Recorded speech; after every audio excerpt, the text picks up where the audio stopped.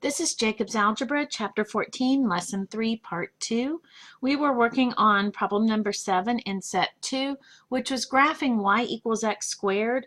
Part C actually says to plot points extending from x equals -5 to x equals 5 to enlarge the graph of y equals x squared.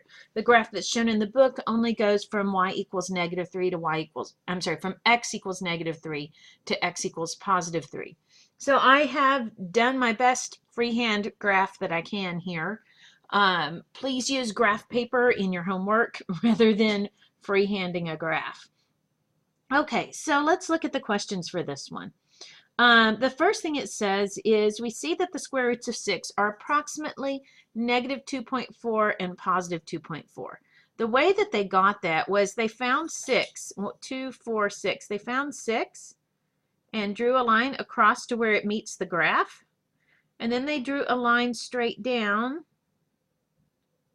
And you can see my graph is not so great because I've got it equal to about 2.2. And it should be about 2.4. And, you know, like I said, my graph isn't great because I was freehanding it. So it says some of the points used to graph this function include 1, 1, and I will show you that. So here's 1, 1 right here. And then 3, 9. So here is 3, 9. And then -2, 4, -2, 4. What is the relationship of the y-coordinate of each point to the x-coordinate of that point? Well, since what we're graphing is y equals x squared, the answer to part A is your y-coordinate is equal to the square of the x-coordinate. For part B, it says, what is the relationship of the x-coordinate of each point to the y-coordinate of that point? Well, x is going to equal to the square root of y. And then part C is draw this graph, which we did. Okay, so part D says, use your graph to estimate the square roots of the following numbers, each to the nearest tenth. The more accurate your graph is, the better this is going to be. Like I said, I freehanded this. Please do not freehand, but this is the best I can do on the computer. So to find what the square root of 10 is going to be, what I need to do is start at 10 and draw a horizontal line in both directions that goes across to meet our graph.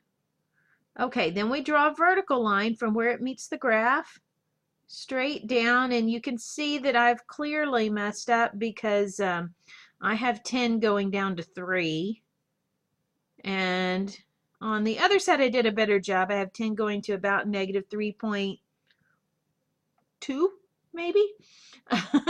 But that's how you're supposed to do this. When you draw your graph better than I did, you will have a better answer. So it says estimate that to the nearest tenth. For part C, I'm going to say, for part D, which is find the square root of 10, I'm going to say that's about 3.2 plus or minus.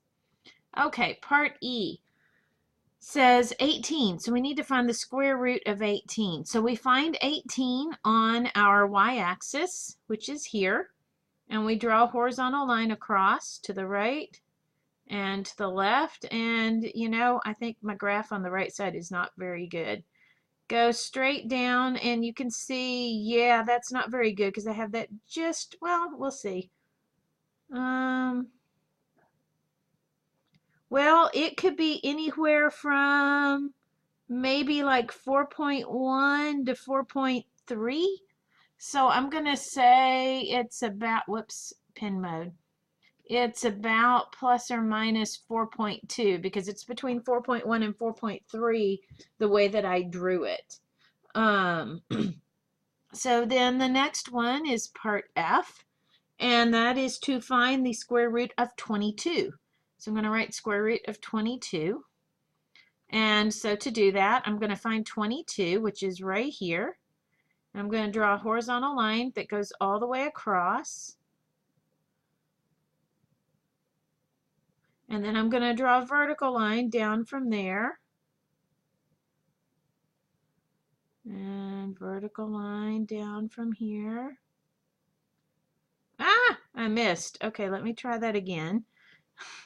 I must have jiggled my hand when I let go because that line was not vertical anymore. Okay.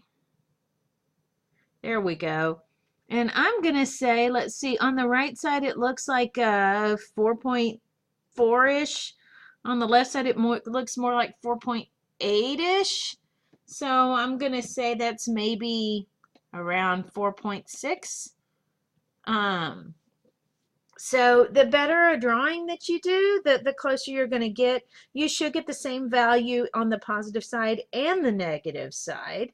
The only reason mine is not is that you can see my graph is not very even, and I was hand drawing my axes and I don't have grid lines. So this was, I'm sorry, there's two more parts here. Part G says, judging from your graph, how many square roots does a positive number have? Well, notice this, our y-axis here is all positive numbers, and you can see our graph, there's two x values for each y value. So that's going to be 2. Part H says, judging from your graph, how many square roots does a negative number have? Well, do we have any negative y's? We do not, so that's going to be 0. Okay, so I have a caution for you. Number 7 is just like number 14 in the homework, and there is an error in number 14, part C. This error may not be in your book because yours might be from a different printing, but number 14, they have you graphing y equals x cubed, and then in number 14, part C, it says, enlarge the graph of y equals x cubed. Use your graph to estimate the square roots of the following numbers. That should be the cube roots of the following numbers. So for number 14, part C, it's supposed to be the cube roots, not the square roots, because your graph gives the cube roots. So your book may have it right. My book has an error in it. But cube roots is what you're supposed to find because what you graphed was cubes. Okay, so now let's look at problem number 8. Problem number 8 is actually just like problem number 7. So problem number 8 wants you to graph the function y equals x to the 5th, and I'm going to pause this and pop that graph up. It's not going to be very good. So this is my graph for y equals x to the 5th. I use the values from x equals -3 to x equals +3, which is what the problem asked for. And I graphed it using my table of powers that I constructed back in the very first problem that we did. So this is my graph of y equals x to the 5th. So part A was drawing the graph. Part B says estimate the 5th roots of the following numbers, each to the nearest 10th. So I need to find the 5th root of 20. Well, 20 is my first little hash mark here. And so I just go straight across from this hash mark to my graph. And then I go straight down. And it looks like that's maybe 1.7. So I'm going to write for part B, the 5th root of 20 is about 1.7. Okay, now we're going to try, where are we? We're doing number 8. Now we're going to try part C, which is the 5th root of 80. 5th root of 80. So I'm going to draw a horizontal line from 80, which is right here, across to my graph. Then I draw a vertical line down from there. And that looks like it's maybe 2.3. So I'm going to say that that's about 2.3. Part D is the 5th root of -10.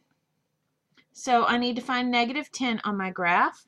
This grid mark here is -20. -10 is at this halfway mark. So I'm going to draw a vertical line, I'm sorry, a horizontal line first and then a vertical line. Okay, and that looks like maybe 1.3, -1.3. So this is about -1.3. And then you can punch all of these into your calculator and see what your calculator actually gives. But these are rough, very, very, very rough estimates based off of a graph. Okay, so let's look at part E, which says, judging from your graph, how many fifth roots does a positive number have? Well, this is the positive part of our graph. How many fifth roots does it have? Well, there's only one line in the positive section, so there's only going to be one. Then part F asks, how many negative roots does it have? Well, when we look at, how many fifth roots does a negative number have? Well, down here are our negative numbers. And so how many fifth roots are there? Well, there's only one line in the negative section, so there's going to be one. So square roots have two, positive numbers have two square roots. Negative numbers have no square roots. Positive numbers have one fifth root. Negative numbers have one fifth root. So this was number 8, which is just like number 15 that was assigned in the homework. Okay, let's move on and look now at problem number 9. Problem 9 says, list as many of the roots indicated for each of the following numbers as you can.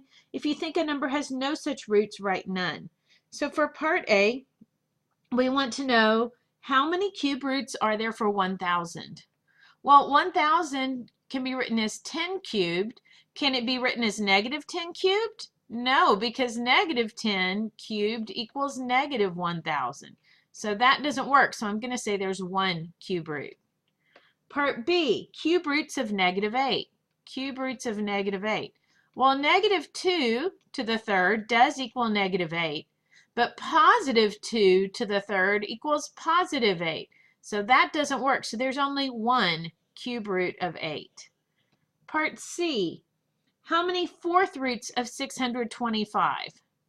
Well, there's actually two of those, because there's the positive 5 to the fourth is equal to 625, but negative 5 to the fourth is also equal to 625. So that means there are two. You do not have to actually list what these roots are. You only have to say how many of them there are.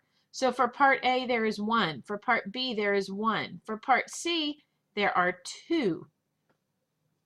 Okay, part D asks, how many fourth roots are there for negative 16? Well, that's a negative number. There are 0 fourth roots for negative 16. Okay, part E, how many fifth roots of 1? Well, the fifth root of 1 is 1, because 1 to the fifth is equal to 1. Negative 1 to the fifth is negative 1, so we can't use that one. There is only one fifth root. So when you have a cube root, when you have an odd root, that odd root will have only one answer. When you have an even root for a positive number, there are two answers. When you have the even root of a negative number, there are 0 answers, because we aren't ready for imaginary numbers yet. They will come, but not in this book. Okay, so that was number 9, which is just like number 16 that's assigned for homework. So now let's look at problem number 10. Okay, so problem 10 says, which of these symbols, greater than, less than, or equal than, should replace the blank in each of the following?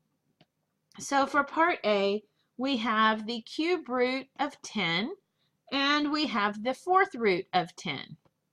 Okay, when you have a number greater than 1, the bigger the bigger the root you're taking, so like fourth root versus third root, or fifth root versus second root, the bigger this number is, the smaller your answer is going to be. So that means the fourth root of 10 is going to be smaller than the cube root of 10. And you can find that out by punching it in your calculator. Punch in cube root of 10. Punch in fourth root of 10. And you'll see that the cube root of 10 is bigger than the fourth root. Okay, part B, let's move through these faster. We've got the cube root of 3, and we've got, the fifth root of 3, and we've got the fifth root of 2. These are the same kind of root, so we can just compare what we're taking the root of. 3 is bigger than 2, so the fifth root of 3 has to be bigger than 2. Let's look at some fractions. So we have the fraction of 1/16 fourth root and the square root of 1/16. When we have fractions, the fourth root of 1/16 is 1/2. The square root of 1/16 is 1/4. So the fourth root